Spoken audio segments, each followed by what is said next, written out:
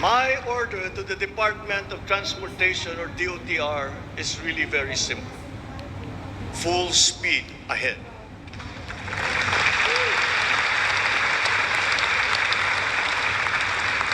Improving our railway system, along with modernizing existing airports and seaports, will maximize our strategic location in the Pacific and connect our many islands. A key sector in our transformation plans is that of energy. Another fundamental requirement for growth and increased employment will be the availability of cheap, reliable energy. This even comes under the category of ease of doing business. If we are to attract investors, both local and foreign, to set up shop here in the Philippines. At present, our demand for energy far exceeds our reliable supply. We must increase the level of energy production. We must look at every possible option that would be appropriate for the Philippine situation. There is some room to expand our present power supply through existing power sources, but this is only to a very limited extent. We must build new power plants.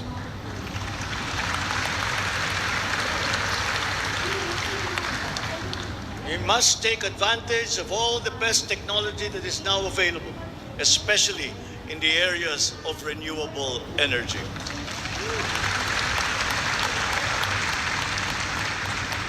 Our search for new power sources should always be with an eye to improving the mix of the energy supply between traditional and renewable sources. The technology on renewable energy is progressing rapidly, and many of these technologies are appropriate for the Philippines. We have already begun windmill power. We are now expanding very quickly our solar power production. For both offshore and onshore wind turbines, for example, the World Bank has calculated that there is a potential for 255 gigawatts by the year of 2030. Solar power has steadily increased its efficiency in converting sunlight to electrical power, which is particularly attractive for the Philippines. Because unlike wind power, solar power is practical almost everywhere in the Philippines all year round.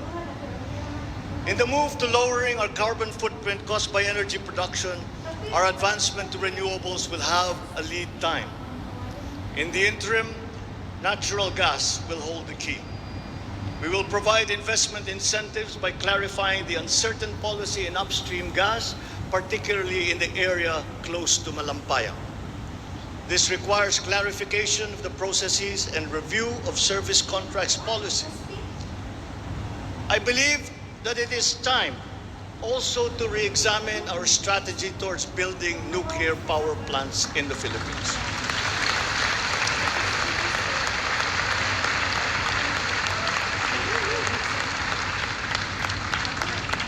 We will comply, of course, with the International Atomic Energy Agency regulations for nuclear power plants as they have been strengthened after Fukushima. In the area of nuclear power, there have been new technologies developed that allow smaller scale modular nuclear plants and other derivations thereof. Once again, PPPs will play a part in support as funding in this period is limited. Furthermore, we must examine the entire system of transmission and distribution for the purpose of finding ways to lower the price of energy to the consumer and to industry. We must expand the network of our transmission lines while examining schemes to improve the operation of our electrical cooperatives. All this in aid of reducing energy costs, especially but not limited to households. All this impetus for development and growth we undertake within the context of accelerating climate change and extreme weather conditions. Though we are a minor contributor to climate change globally, we have the unfortunate distinction of being one of the most vulnerable countries to the effects of climate change. For the welfare of our people, it is incumbent upon us to alleviate the effects of that vulnerability. The use of renewable energy is at the top of our climate agenda. We will increase our use of renewable energy sources such as hydropower, geothermal power, solar, and wind. Geographically, we are a disaster-prone country. Capacity building for our natural disaster resiliency is therefore a must. Investment in science and technology is imperative to enable us to have accurate weather forecasts and on-time disaster alerts. Studies show that already now, many areas in the Philippines are at high risk from the rise in sea levels brought about by the increase in global temperature. We must adapt to this phenomenon with disaster-proof planning for our communities. We will also look into the precarious freshwater supply situation in the country, especially in our urban areas. Many of our water supply systems date back to the 1950s, and they must now be rehabilitated and improved. I've instructed the DNR together with the DPWH to explore possible partnerships with the private sector to address this crucial situation. The Philippines has excellent laws on the environment, but we have to guarantee that these laws are properly enforced. And this will require a great deal of coordination and cooperation between concerned government agencies and private stakeholders. Companies who exploit our natural resources must follow the law. We all have the responsibility to preserve this earth, for we are but custodians and we will pass on this great treasure to future generations. Upang maghanap buhay ay nararapat lamang magkaroon ng pamahalaang matatawag nilang tahanan habang nasa ibang bayan. Ito ang papel na gagampanan ng kagawaran ng manggagawang mandarayuhan o Department of Migrant Workers matapos itong ideklara bilang ganap na ahensya ng gobyerno ng isang taon.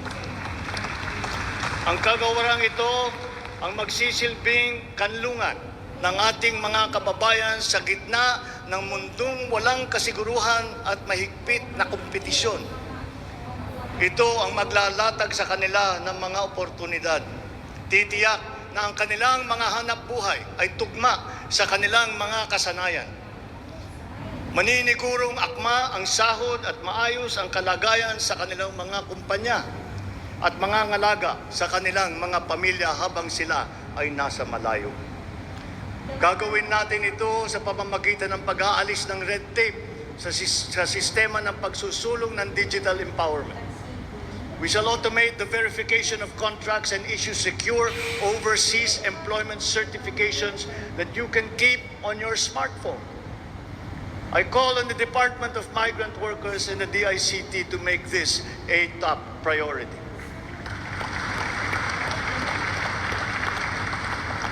Tinatawagan ko rin ang Department of Foreign Affairs na makipagtulungan sa Department of Migrant Workers na tiyakin ang lahat ng mga diplomatic post ay tutulong na agarang maibalik sa trabaho ang mga ating mga overseas Filipino workers na nawalan ng hanap buhay nitong nakalipas na ilang taon.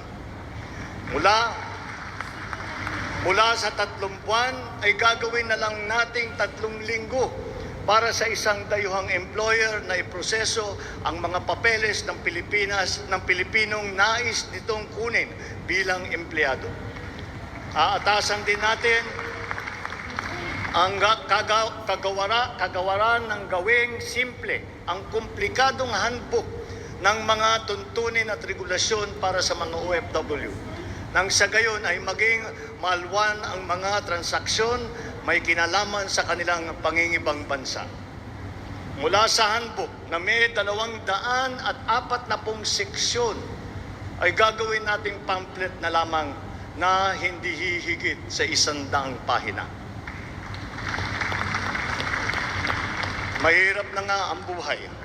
Kaya naman, ayaw pa natin makitang lalo pang nahihirapan ang ating mga manggagawang mandarayuhan sa pagtupad sa kanilang mga pangarap. Para sa mga kababayan nating naiipit sa kaguluhan, inaabuso at nanganganib ang buhay, ikinagagalak kong sa ilalim ng aking pamumuno ay ilulunsad natin ang One Repatriation Command Center o ORCC. Ilalaan natin ang isang social media platform ng Department of Migrant Workers at ang hotline upang matulungan agad at maligtas sila mula sa mas higit na kapahamakan.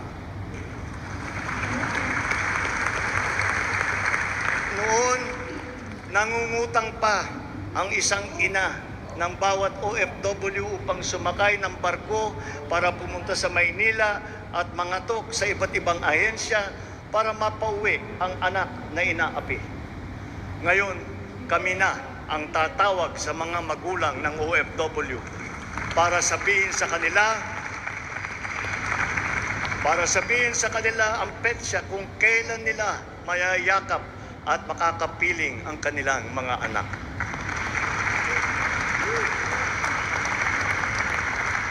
Sa kasalukuyan ay nakikipag-ugnayan tayo sa pamahalaan ng Saudi Arabia upang buksan muli ang deployment.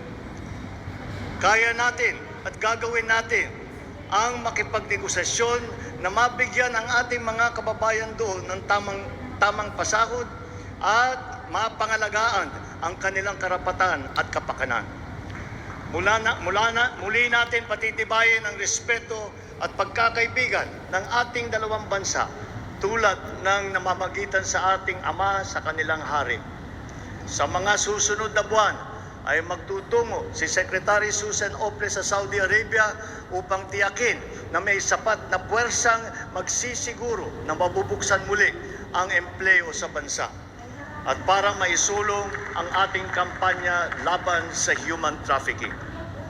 Ngayon, para naman sa mga anak na naiwan sa Pilipinas, titiyakin ng Department of Migrant Workers sa pamamagitan ng OWA na sila ay maipapasok sa magagandang paaralan, magtuturo sa kanila ng financial literacy, mental wellness, sports, sining, kultura. Ito ay mangyayari sa pakikipagtulungan ng iba't ibang ahensya ng pamahalaan. Alagaan natin ang kabataang Pilipino sapagkat sila ang kinabukasan ng ating inang bayan.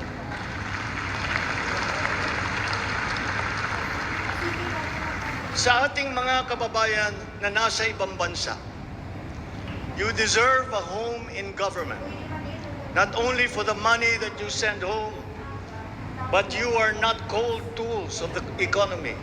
You deserve it for your sacrifices for our country and your perseverance and excellence in the global arena. You OFWs represent the fighting faith of the Filipinos as a nation and as a people.